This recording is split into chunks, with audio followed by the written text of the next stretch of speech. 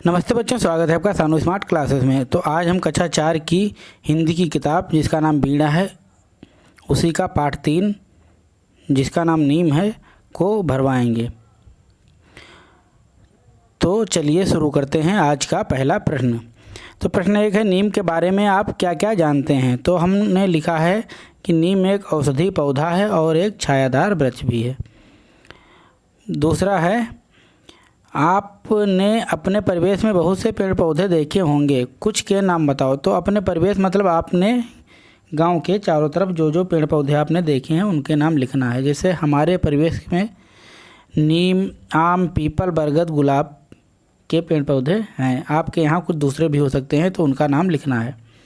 फिर प्रश्न नंबर 3 है, आप विभिन्न प्रकार के पेड़ पौधों की पहचान किस के आधार पर करते हैं। तो हम पत्तियों, फूलों और फलों के आधार पर करते हैं कि ये पेड़ किसका है। फिर प्रश्न नंबर 4 है, पेड़ पौधों से जुड़ा अपना कोई अनुभव सुनाइए। जैसे आपने कोई पौधा लगाया हो या किसी वृक्ष की छाया के नीचे आप खेलते हो। तो मैंने लिखा है, मैंने अपने घर के आंगन में गुलाब का पौधा लगाया था। फिर प्रश्न नंबर 5 है, आपको सबसे अच्छा पेड़ कौन सा लगता है। आपको यही पेड़ सबसे अच्छा क्यों लगता है। तो मैंने लिखा है, मुझे नीम का पेड़ अच्छा लगता है क्योंकि यह औषधि वृक्ष है और छायादार भी है, इसलिए अच्छा लगता है। अब पाठ के भीतर के अंतर्गत प्रश्न नंबर 1 है, इस कविता में किन पक्षियों के नाम आए हैं उनके नाम लिखो। तो चिड़िया का नाम, कौवा का नाम और तोता का नाम आया है। फिर प्रश्न नंबर 2 है, नीम से किन किन रोगों में लाभ हो सकता है, किन्हीं 3 के नाम पता करके लिखिए। तो त्वचा रोग, दांतों के रोग और घाव को भरने में नीम की पत्तियों का प्रयोग किया जाता है। फिर प्रश्न नंबर 3 है, नीम का वृक्ष सबका मन कैसे बहलाता है। तो अपनी छाया और शीतल हवा से। प्रश्न नंबर 4 है, कविता की निम्नलिखित पंक्तियों को पढ़िए। चिड़िया, कौवा, तोता सबसे अपना नेह जताता नीम। इन पंक्तियों में रेखांकित शब्द नेह का भाव है प्यार व स्नेह। अब निम्नलिखित प्रश्नों के उत्तर दीजिए। प्रश्न नंबर का है, नीम का वृक्ष पक्षियों से अपना नेह किस प्रकार जताता है। तो उन्हें आश्रय और छाया देकर। फिर प्रश्न नंबर खा है, आपके परिवार के सदस्य और अध्यापक आपसे अपना नेह किस प्रकार जताते हैं। तो प्यार, देखभाल और मार्गदर्शन दे करके अपना नेह जताते हैं। अब प्रश्न नंबर 5 है, नीचे दी गई कविता की पंक्तियों को पढ़कर निम्नलिखित प्रश्नों के उत्तर दीजिए। तो चले प्रदूषित वायु कभी तो उसको शुद्ध बनाता नीम। तो प्रश्न नंबर का है, प्रदूषित वायु से क्या समझते हैं। तो गंदी और हानिकारक जो वायु होती है उसी को हम प्रदूषित वायु कहते हैं। फिर प्रश्न नंबर खा है, वृक्ष प्रदूषित वायु को कैसे शुद्ध बनाते हैं। ऑक्सीजन देकर और हानिकारक गैसें सोख करके वायु को शुद्ध बनाते हैं पेड़ पौधे। फिर प्रश्न नंबर 6 है, नीचे लिखे भाव कविता की किन पंक्तियों में आए हैं। तो प्रश्न नंबर का है, नीम का वृक्ष डॉक्टर नहीं है फिर भी वह सारे रोगों को भगाता है। कविता की पंक्ति क्या है इसके लिए। तो है, नहीं डॉक्टर फिर भी देखो कितने रोग भगाता नीम। फिर खा वाला प्रश्न है, नीम का वृक्ष दिन भर प्रसन्न रहता है। इसके लिए कविता लिखा गया है, लहराता बल खाता नीम, दिन भर हंसता गाता नीम। अब भाषा की बात के अंतर्गत है, नीचे लिखे वाक्यों पर ध्यान दीजिए। तो लड़की पुस्तक पढ़ती है, लड़का पुस्तक पढ़ता है। इन वाक्यों में लड़की व लड़का संज्ञा शब्द हैं। आपने ध्यान दिया होगा कि लड़की के लिए पढ़ती और लड़के के लिए पढ़ता क्रिया का रूप का प्रयोग किया गया है। यह अंतर लिंग के कारण आया है। लिंग संज्ञा शब्दों के बारे में बताता है कि वह संज्ञा शब्द स्त्रीवाचक है या पुरुषवाचक। इसे नीचे दिए गए उदाहरणों से समझते हैं। जैसे माताजी समाचार पढ़ती हैं, पिता भाजी काटते हैं, मनीषा पतंग उड़ाती है।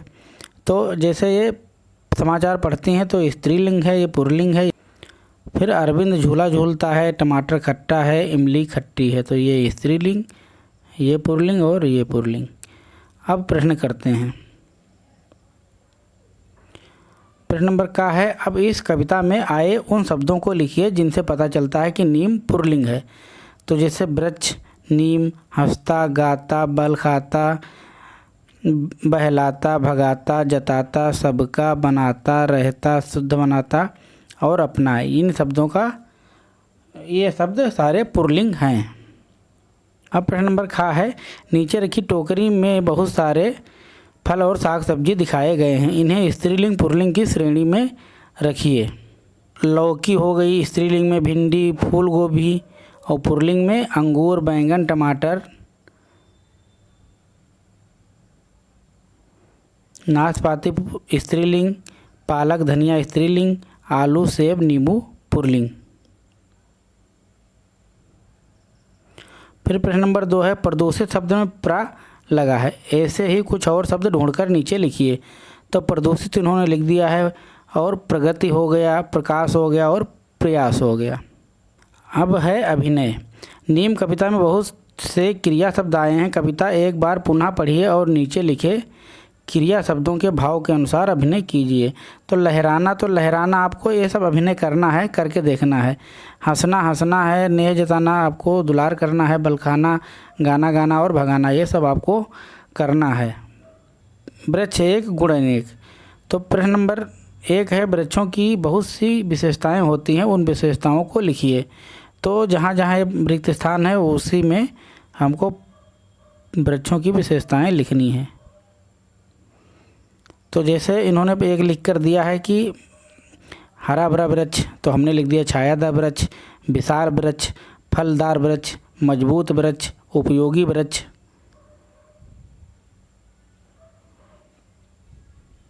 सुंदर वृक्ष और लाभकारी वृक्ष।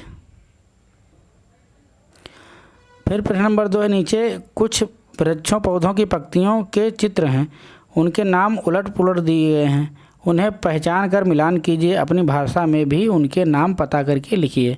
तो जैसे इधर पत्तियां बनी हैं और इधर उनके नाम दिए हैं, तो उनमें मिलाना है उनसे। तो जैसे ये जो पहली पत्ती है वो आम की है, तो हम आम से मिला देंगे, और दूसरी बरगद से मिला देंगे, और तीसरी जो है शीशम की पत्ती है।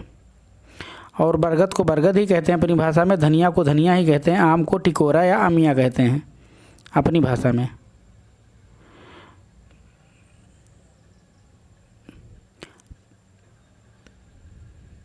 फिर ये शीशम की पत्ती है, शीशम या शीशो कहते हैं अपने यहाँ, और वो धनिया की है। ये आपकी तुलसी है, तो तुलसी माता कहते हैं लोकल में। और एक केले की पत्ती है, तो केला, केरा या केरा कहते हैं लोकल भाषा में।